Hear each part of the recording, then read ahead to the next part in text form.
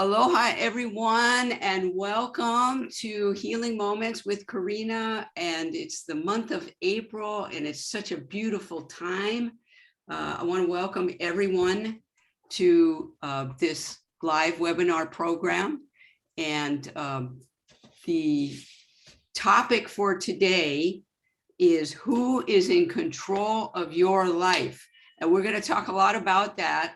And you may have questions or shares because that may be a question that you hadn't really thought about. And then you might be okay, however that is answered, but let's see where that goes. But first, before we begin, I just want to tell you that Healing Moments is a program that where we offer a spiritualist perspective on what's happening in the world. And as we tune into our hearts and find answers to life's big questions, we move forward in love and into the new dimensional energies. So that's what we're doing together. And I'm so glad to have everybody here live with me today. And the recording will be on my website and on my YouTube channel this afternoon. I usually get around to it this afternoon. So who is in control of your life? I want you to just take a deep breath and center for a moment and just kind of close your eyes, sit back wherever you are, because it's a hot topic and we all need to be centered so that we can get the insights that we need. So take a deep breath and let it out. Take another breath and just keep breathing. In through your nose, let it out through your mouth. As I call upon the creator force of all love and light, the Christ light of thought and the goddess weave of love to surround this gathering now in a trinity of truth, trust, and passion and love as we bring forth the healing energies for our Healing Moments program. We ask for the blessings of everyone that joins us here live or that's coming in on the call. And we call forth the higher selves of everyone to join together now in a mastermind of healing light. We pray for the presence of our guides, our angels, our guardian lights, energies of love from the other planetary worlds, and all of the earth energies that ground us into this beautiful journey we have going here on Mother Earth. And we offer this prayer from our hearts in love. And so it is, amen. Or as Mahina Ku likes to say, a mama ua noa, the Hawaiian amen. So what a wonderful time we have here today. And the month of April brings us into an energy of 4. And that is one of the reasons I chose the topic, who is in control of your life, because it's about thought. And the number 4 in the Lemurian numerology represents thought and also balance of the 4 bodies: physical, emotional, mental, and spiritual.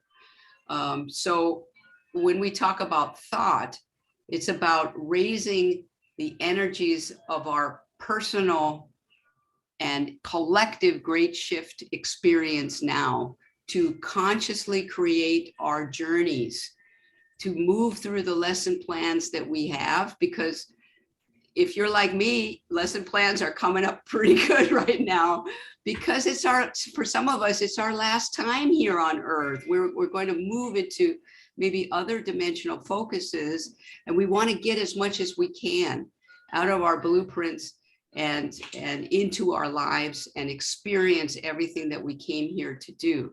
So the power of our thoughts to consciously create our experience is what we're feeling, especially in this 4th month.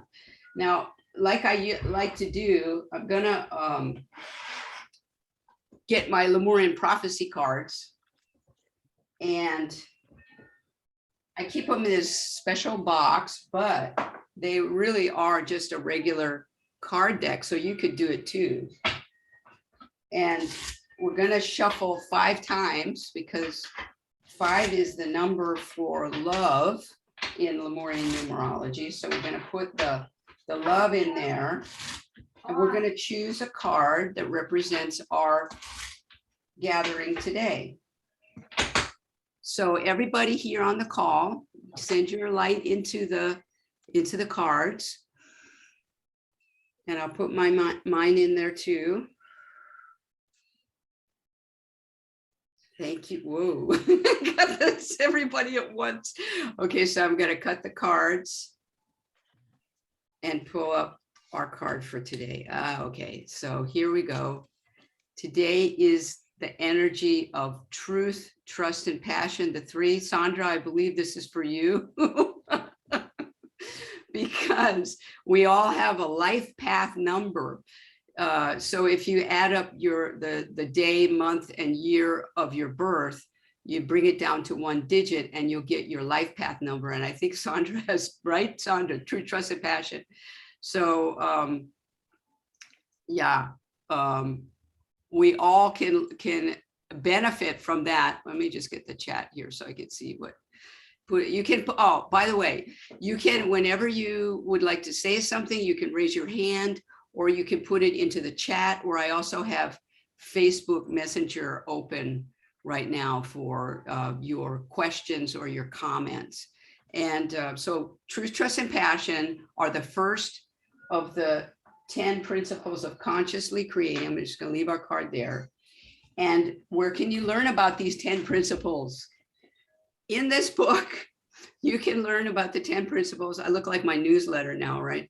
You can find that on signaturecellhealing.com. There's also a lot of different audio recordings with Kahu Fred Sterling, Master Guide Kirill, and I'm on most of those asking a question. You know, and there's audio recordings that are really, really compelling and really challenge you to understand how can we all consciously create our lives in love. And that's a really key point of this whole thing, is it needs to be in love, and it needs to be focused on yourself. So let's talk a little bit about the topic. Let's get into the topic, which is all about who is in control of your life. Now, oh, okay, that's pretty funny, Sandra. So yes, this is your energy is compelling us here. Thank you. So okay, so there are some steps that I wanted to share with you. So first of all, in consciously creating or finding out who is in control of your life, first of all, is to ask that question and to listen for the answer. And you might take it with individual experiences, like, you know, who's in control of that, or who was in control of that. If you didn't really get what you wanted to get out of the situation, like maybe a project or a relationship, or even just going out with friends, who's in control of your life. Now, if you find that it's you, that's great. But if you find that it's somebody else, maybe you need to ask yourself, am I okay with somebody being in control of my life? Somebody else? Are you okay with that? Because some people might be okay with that. Giving up, you know, relinquishing control of your life. Now, most of the people on this program probably would rather be in control of their own lives, you know, and not relinquish control. Because when you do, when you're not in control of your life, then you have to accept that you relinquished control. And it's not about blaming the other person, of course, but it's also not about blaming yourself. And it's just about awareness. So the first step in all of this really is awareness. Where are you in terms of, you know, who's in control of your life?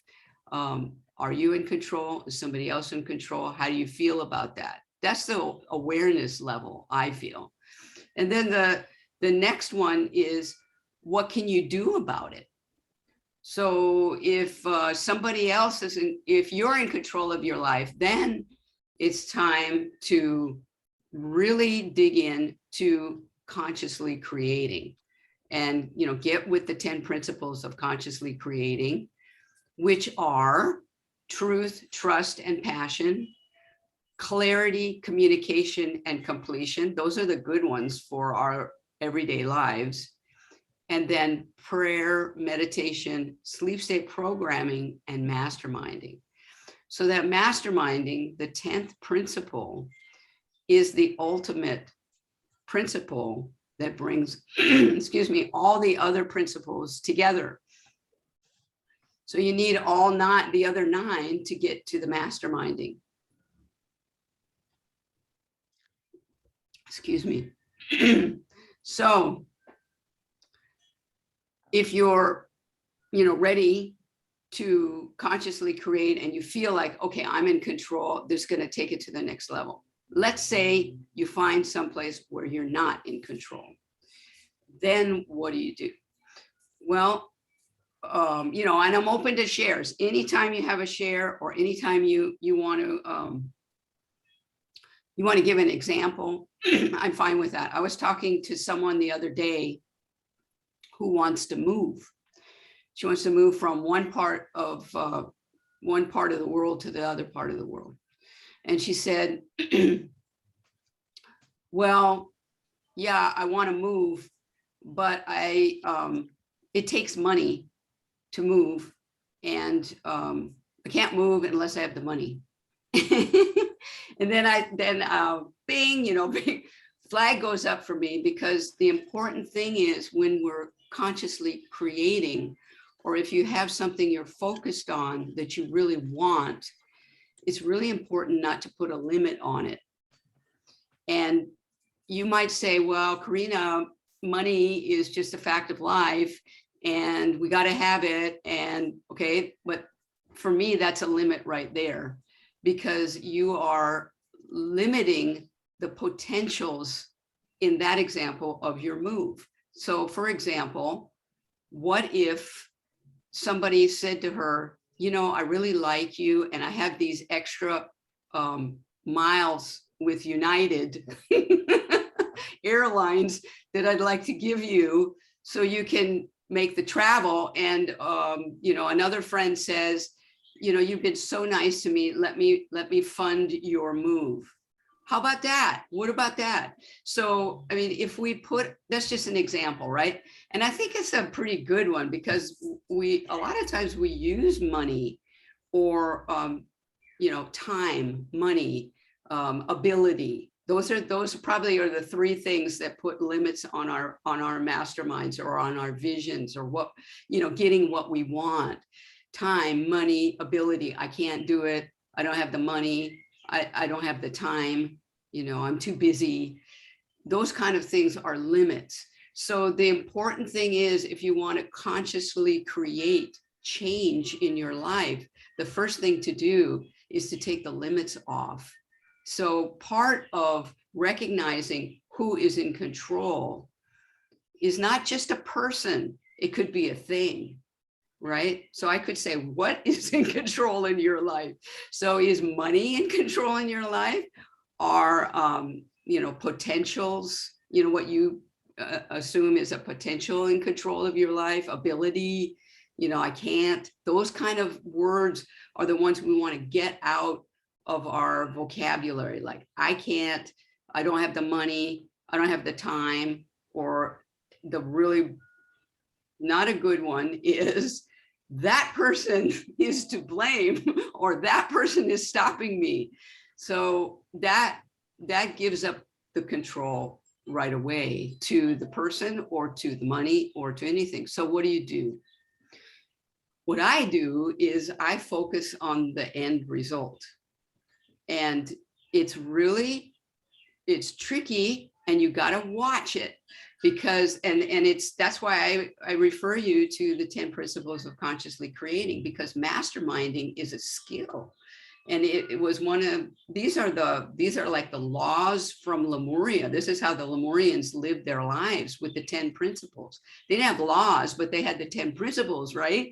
So, when you get to masterminding, you can do it yourself, but it's really powerful when you do it with another person or a group of people, like let's say 3, 4, 5 people. It becomes really powerful because the other person can tell you, hey, you're kind of putting a limit on it there. What if you just change this word, or how about you did this, or, make suggestions, because it's hard. Just like my link for this program, it's hard if you don't have feedback. So it's nice to have feedback. But if you don't have a group or people or another person that you would like to mastermind with, don't despair, because you can do it with your higher self, with your guides and your angels. It's just, you need to be clear. So I would volunteer with any of you to feedback on your masterminds. So if you had a mastermind statement, which is like a positive affirmation, right? And it needs to be about you, and it needs to, or about your life, and not about other people. It needs to be about you and what you want. And I would be happy to feedback on that if you send it to me in an email. I also do Lemurian mentoring sessions where we can look at how can we use the 10 principles or the other tools of Lemurian wisdom that are really helpful to getting what you desire in your life. So let's take a breath here and see if you have any comments, because that was a lot. And then I'm going to talk a little bit more about, once you get the limits off, how do you believe it? How do you follow it? How do you allow it to manifest in your life? Okay, so Sandra, thank you so much. It says, if we're supposed to be in control of our lives in terms of our blueprints. Okay, so you brought in something else now, and that's a blueprint. So if we, I'll continue reading, but just know that you have introduced something more now. So in terms of our blueprints, then in the most basic way, we're ultimately responsible for what happens to us. No. Yes, we are. I mean, even without thinking about a blueprint, I mean, we are responsible. I don't want to use the word responsible because that just carries so much weight with it. It sounds like, oh, I'm responsible. And, if you have a lot of Saturn on your, natal chart, you might feel that responsibility like I do. But you could say we're in control, or we have the ability to manifest what we want to happen to us in our lives. So, when you start to think about things happening to you, or to me, I'm thinking about what happens to me, then I'm putting it out there already that somebody else is doing it to me, right? So, it's happening to me, but how about I'm creating it? Because we want to be conscious creators, right? We want to be consciously creating. Okay, so I'll go on. But people can veer from their blueprints, which might not be very detailed in the area of life in which one is feeling the loss of control. So in such situations, we need to rev up our active involvement in our plans so that, as you're saying, Karinna, we can better ensure what we achieve, that we achieve the end result we want and not let others sabotage our plans and possibility also our destiny. So let's talk a little bit about the blueprint. Thank you for those questions, Sandra, because you brought in a lot of really important stuff. So the blueprint is the plan that you put together with your guides and your angels and your higher self before incarnating, right? And you put it in the pineal gland, in the signature cell in the pineal gland in the center of your head. This is what we believe, what we practice in signature cell healing. Because when you do the first steps in the signature cell healing, you activate the pineal gland and the blueprint, and then that communicates to all the other cells in your body, which also have a recognition of that perfection, your perfection, right, before incarnating. So we are perfect even now, but we forget and we layer on all these things that people have told us or experiences we've had. But, you know, right after you're born, you're feeling pretty perfect, you know, so yes, the blueprint is there. We activate it in signature cell healing. We also can look at it in a Lemurian astrology reading. We actually look at the blueprint, which is your plan, because the natal chart or the Kahaki'i shows what were the positions of the planet and the energies at the very moment that you were born. So that reveals your blueprint. Now, I want to get back. So now that we've clarified how I feel the blueprint is, and probably Sandra, you too, because you're a signature cell healer, that we may feel that we're veering from our blueprint, but actually it's really a focus. That blueprint is the end result, right? That's what you came here to do. Now, how you get to that can vary according to how much you, the human, or I, the human, choose to experience. So my higher self is okay with me, you know, going off this way for a while. Probably not my higher self. She's pretty heavy, but I mean, you know, you could go off and experience, you know, all you want until you're ready to get back on the path of what you truly came here to do. And that may be completely different from what some of us are doing right now.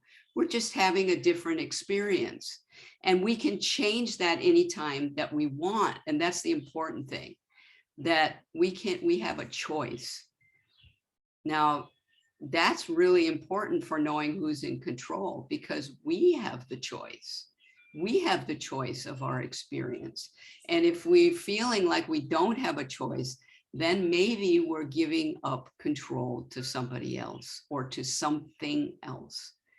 I don't know. Does that help to answer your questions?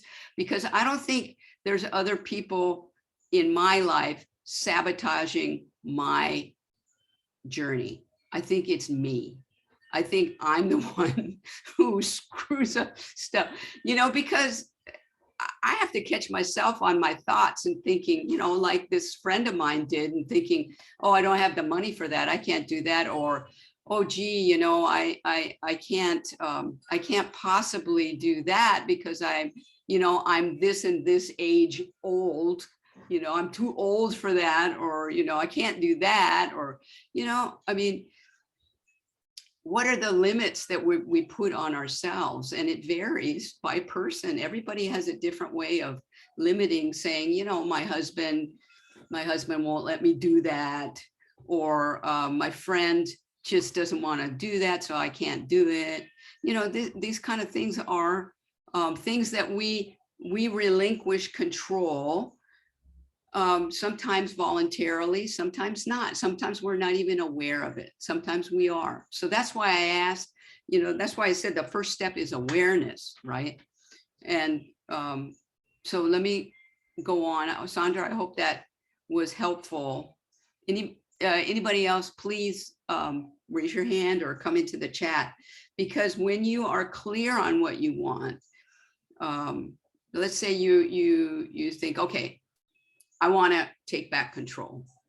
And it doesn't mean you have to go up to the person and say, hey,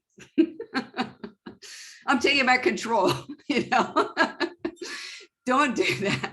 It's about us. It's about the self, right? So say to yourself, okay, how could I create this more like I'd like it to be? You know, and when I'm involved in projects or something with other people, you know, I have to look at myself and say, okay, where am I relinquishing control? Or, you know, why is this not turning out the way that I want it to be. And then what are the steps that I take myself? What do I do for myself that will put me right on the right track?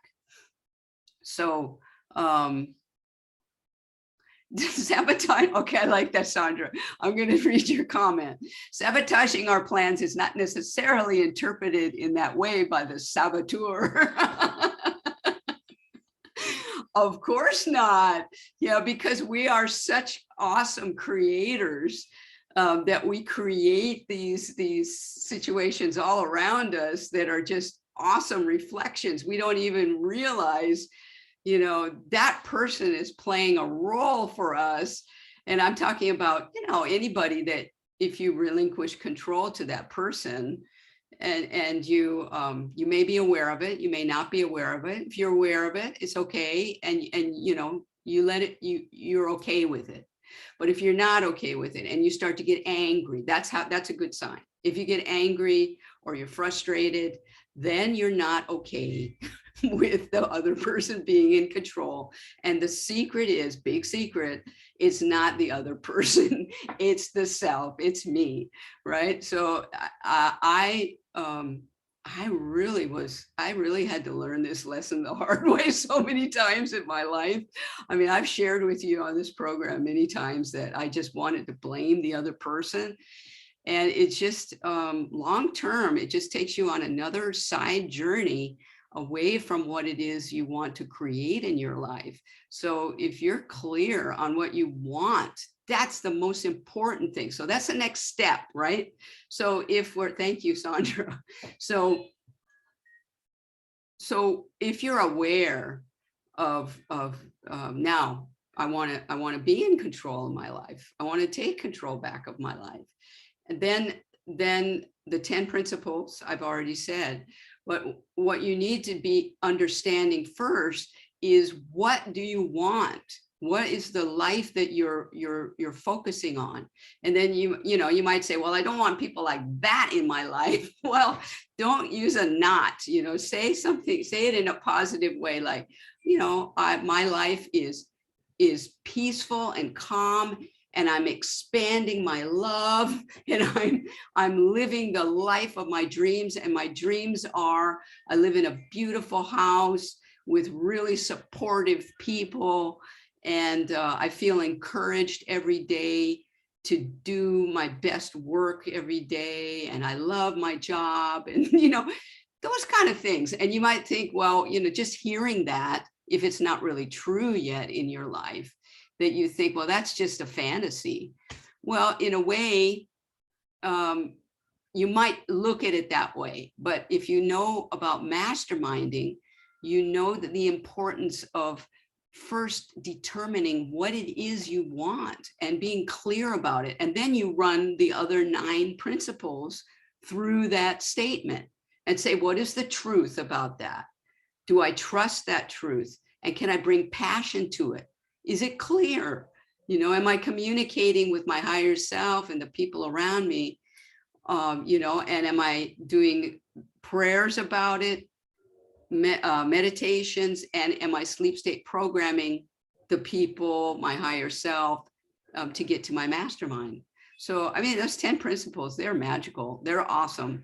And I know when in the Honolulu Church of Light, where my spiritual home is, and the home of my mentor, Kahu Fred Sterling, Master Guide Kirill, who brought back the 10 principles, the Lemurian 10 principles for our time now at this great shift, because this is how the Lemurians moved from 3rd to 4th to 5th dimensional focuses, raising their frequency of love. They used the 10 principles.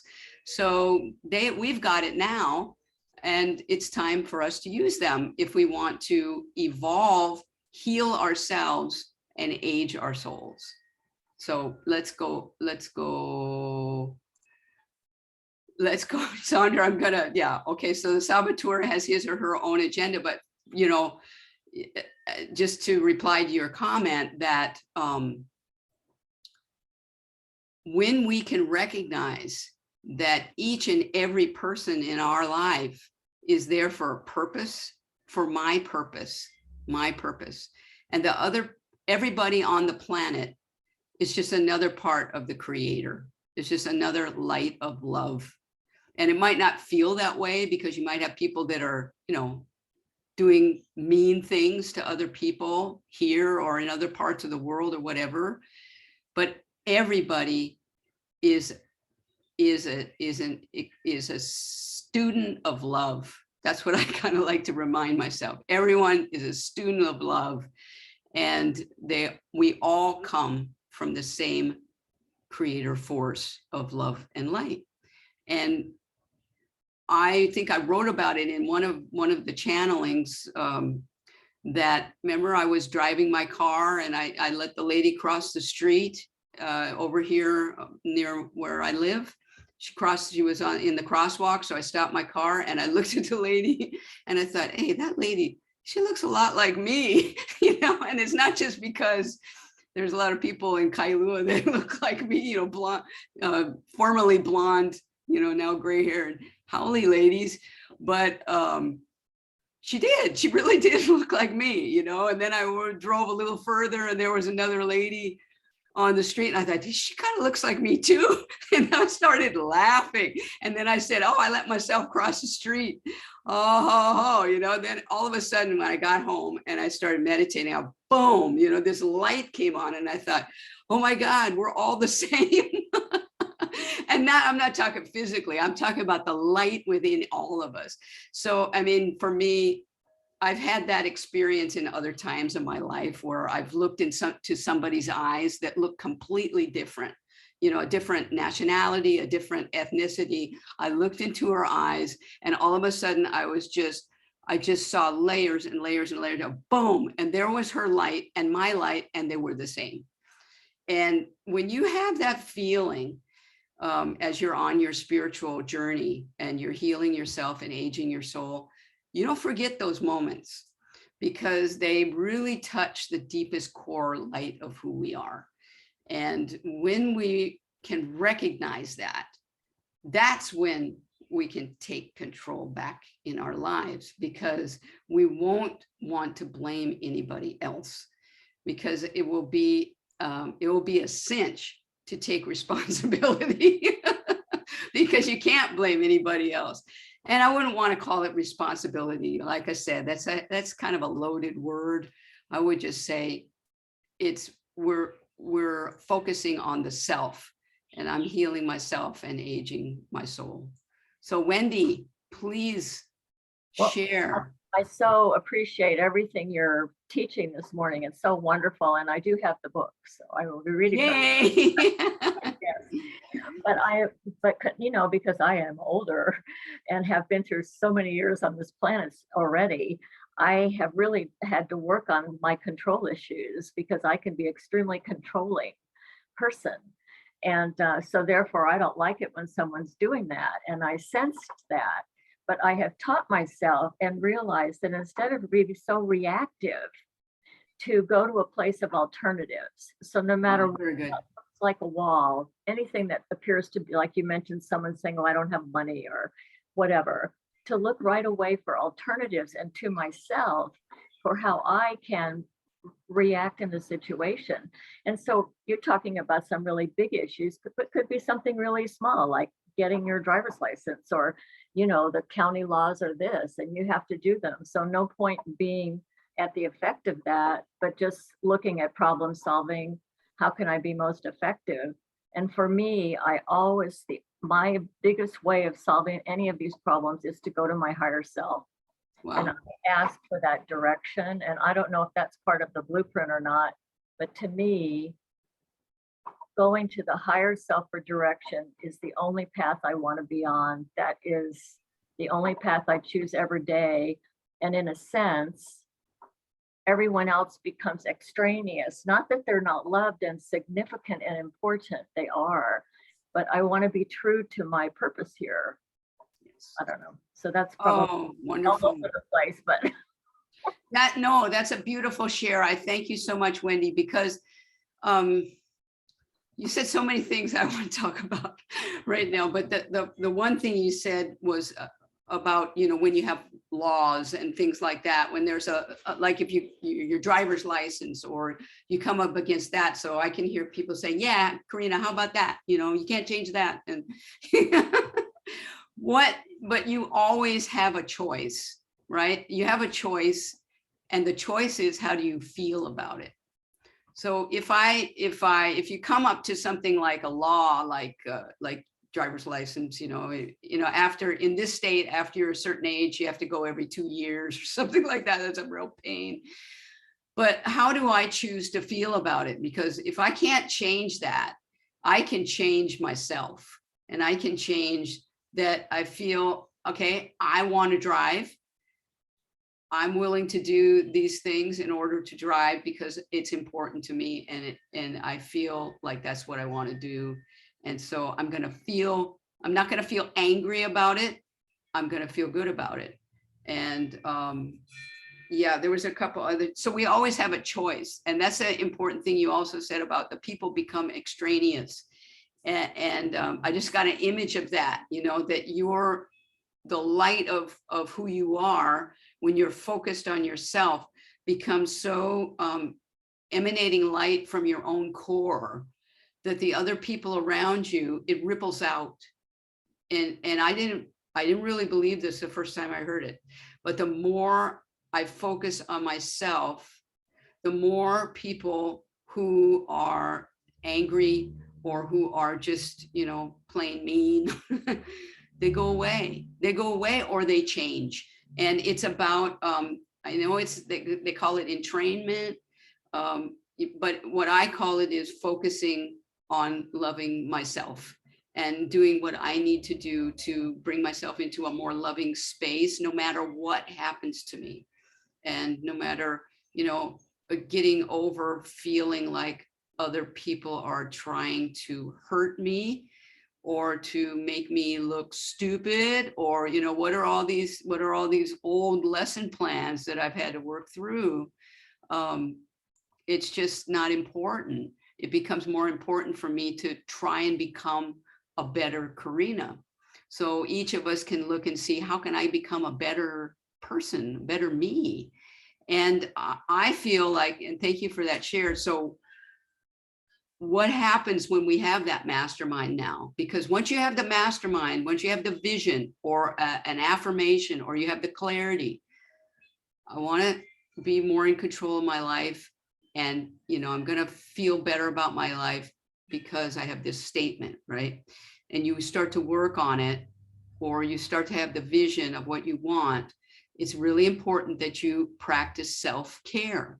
And self-care means you're getting signature cell healings, for example, or you're doing what it nurtures you, like taking a walk, or going to the beach, or breathing, meditating, praying, just relaxing and feeling love for yourself.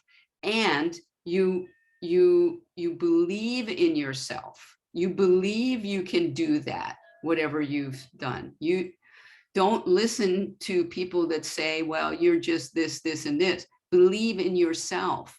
And when you believe in yourself, and when you love yourself, the other people are going to not be, they'll be extraneous. Let's use that, like Wendy's word, extraneous people. So you're so focused on yourself that it just doesn't matter. And they'll go away. And I think early on, when I started to realize that, people dropped out of my life like crazy. I couldn't believe it. I thought, don't they like me? But then I realized, I don't really like them, so, they just kind of went away. I'm talking about really early on, when I really stepped into, when I was like in my 40s, that was when I started a spiritual journey. And it was kind of late. So I had a lot of friends that didn't do that kind of stuff. And, running partners, or, workout partners, they just kind of, they were gone, and they moved away or whatever. It's just kind of a magical thing. So when we focus on ourselves, I'm trusting myself, I'm believing in myself, I'm loving myself. I can go to that mirror in the morning and look at it and say, I love you, and really mean it. And that's the tough one. That's the one I still struggle with, to look in the mirror and go, oh, okay. I do still love myself, but it's so important that we love ourselves. And because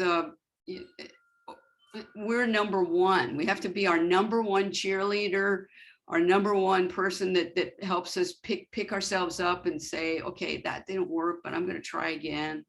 Don't give up on yourself. That's the number one thing. Don't give up on yourself, and resist trying to blame other people for why you fell down in the first place.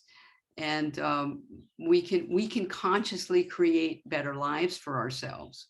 So focus on the end result. That's the most important thing. Believe in yourself that you can actually do it, and keep visualizing this thing, whatever it is that you want to create. So, Sandra,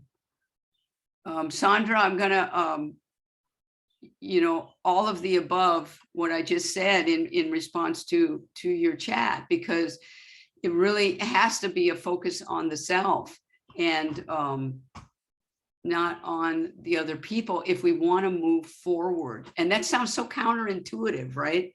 If it's somebody else doing something to me, then I sure want to focus on that. It's hard not to focus on that.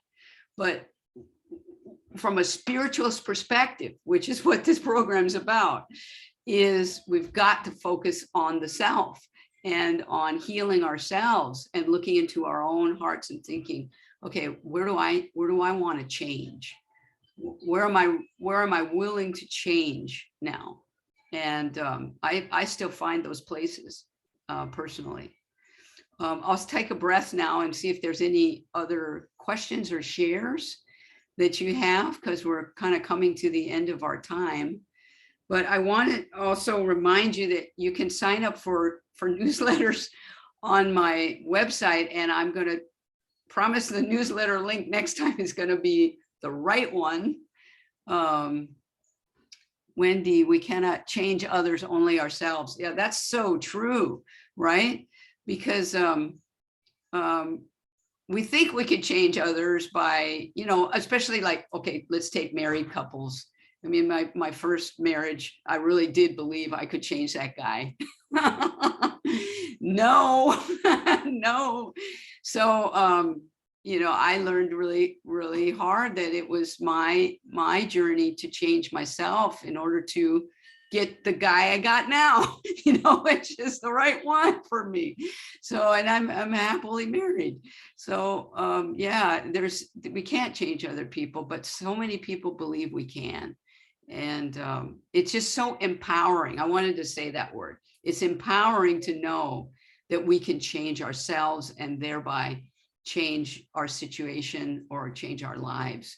And then Mahina Ku shares, maybe it may help if we switch perspective to an observer in such situations. Yeah, observer is fine. I think that's a good way of doing it, but you also have to remember, you're not just an observer. You are in the play. You're the main player. You're the director and the producer of your own play, of your own movie. And hold on. I call that the Aquarius perspective, being an observer. You get up and out. Excuse me. You get up and out and you look down and you observe, but you're never down and in. And we came here to Earth to be down and in. And if you are not down and in your life right now, I'm sorry to be really passionate about this, but we got to get down and in, and we got to experience our lives and look at our lives and say, I chose this. This is my choice right here. And if I feel like I've given up control, how can I take it back? Or am I okay with how it is right now? If you're okay with your life, then that's a different story, right? But if you're not, then it's time to look at, how can I heal myself, age my soul, And what are the steps to consciously create something that I would be happier with? Observer does help us take us out of the ego. Well, not sure. We all have to have an ego to be here. That's what I know. And ego, if you mean Mahinaku, anger or frustration, that's just a sign that there's something there where you've relinquished control, or you really do want to change it because you might be frustrated or angry about it. Ego is not necessarily a bad thing because it helps us to experience what we came here to experience. So if we're getting out of ego, that is good in that we can see ourselves, but we need to really, and I hate to use the word, but responsibility, get in and look at our life and say, okay, it's not okay the way it is, and just let it run. If we're just letting our lives run the same way, and we're not down and in and focusing on making change where we're not happy with how it is, then I think that's avoidance instead of observation. That's just my personal feeling, that we need to live our lives, and we need to look and see now, because it's a great shift in consciousness, and these lesson plans are coming up for us right now, and it's other people reflect back to us what we need to understand about ourselves. So it's not about the other person, but the other person does bring us the reflection of what we can see. So yes, but I would like to decide from my highest self. Yes, of course. And that's where meditation comes in, right? So if you're meditating, you can get up above, you can have that observer status, right? And you can work with your higher self to see, okay, this is my life, this is it. But when you come out of meditation, we still got the body, right? We're still a third dimensional experience of the creator's light. And even though we are evolving into the fourth and hopefully fifth dimension, we still got the body, the third dimensional body, and we still got our lives. We got our husbands, our wives, our friends, our people, I don't want to say enemies, but we got our people that maybe are lesson plans. We've got all of that. You can't ignore that. We can't ignore what's in our life, but how can we work with it? How can we make it more of what we want?